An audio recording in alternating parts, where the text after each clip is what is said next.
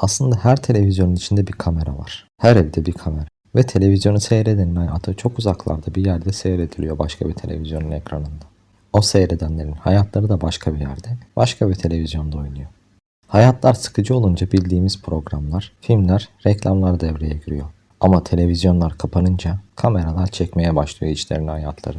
O hayatta Eskimolar seyrediyor.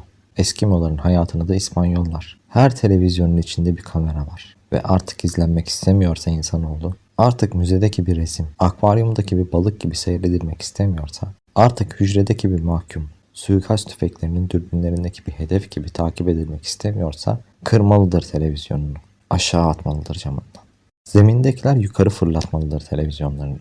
Biter böylece onun hayatını buna, bunun hayatını şuna seyrettirme dönemi. Hep bu casusuydular. Onların işi. Tepemizde dolanıp duran, 6 milyar paranoyak yaratan işte bu uydular. Perdeleri açık oturmasın kimse. Asla.